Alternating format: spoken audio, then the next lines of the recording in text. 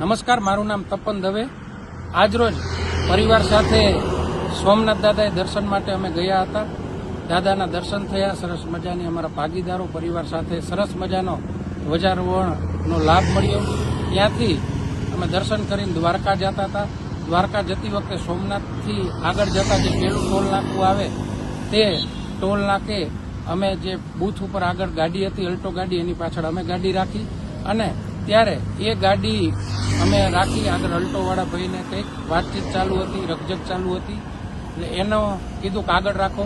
એટલી વારમાં અમારો વારો આવ્યો, અમારા પાસે ફાસ્ટેગ હતું। અમે સવારથી નીકળ્યા ત્યારથી ફાસ્ટેગમાં પૈસા કપાતા જ અમે નીકળ્યા છીએ, એટલે અમારી પાસે ફાસ્ટેગ ઓલરેડી હતું અને ત્યારે અમે કીધું કે ફાસ્ટેગ અમારું રેડી છે, પણ એ કે બીજા બૂથ ઉપર લઈ જાઓ। એ દરમિયાન અમે ગાડી રિવર્સ લીધી, મારી પાછળ બીજી અમારી ગાડી હતી એ પણ રિવર્સ લીધી।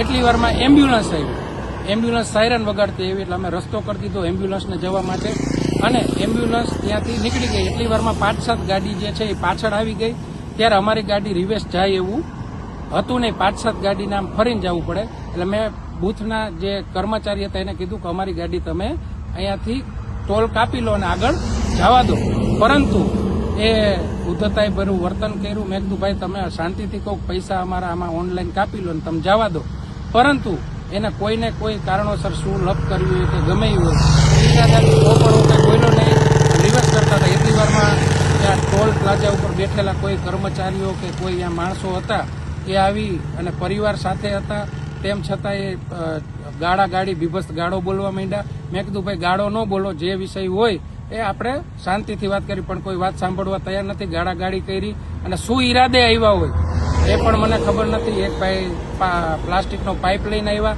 અને પાઇપ મારા ઉપર માર્યો, મારા માથાના અહીંયા ભાગે વાગ્યો અને આગળથી પણ પાઇપ જે પ્લાસ્ટિકનો હતો માર્યો અને અમારી સાથે જે ભાગીદારો હતા એમને કહેતા હતા કે ભાઈ તમે ઝઘડો ન કરો, જે હોય શાંતિથી વાત કરો, પરંતુ એ કોઈ માનવા તૈયાર નહોતા। એટલી વારમાં ગુજરાત સરકારના નાયબ મુખ્ય દંડક જગદીશભાઈ મકવાણા સાહેબ આવ્યા, એમની હાજરીમાં પણ જેમ ફાવે બફાટ કરતા હતા, પરંતુ જગદીશભાઈએ કીધું, એસપી સાહેબને કીધું, પોલીસ આવી અને ત્યાં પોલીસ આવે એટલી વારમાં સ્થાનિક રાહદારીઓ મને મળવા આવ્યા અને એમણે એક જ વાત કરી કે આ લોકો અવારનવાર આવી રીતની દાદાગીરી કરી રહ્યા છે, તો તમે આના વિરુદ્ધ કડક કાયદેસરની કાર્યવાહી થાય એવું કંઈક કરજો। એવા લગભગ 8 થી 10 લોકો મને મળવા આવ્યા। ત્યારબાદ ત્યાં ડીવાયએસપી સાહેબ આવી ગયા અને એમણે મને કીધું કે આ ખૂબ આમનો ત્રાસ છે, પણ બહારના લોકો કોઈ ફરિયાદ કરતા નથી, ત્યારે તમે ફરિયાદ આપો તો અમે ફરિયાદ લઈ લઈએ। એટલે મેં કોઈ મારા જેવા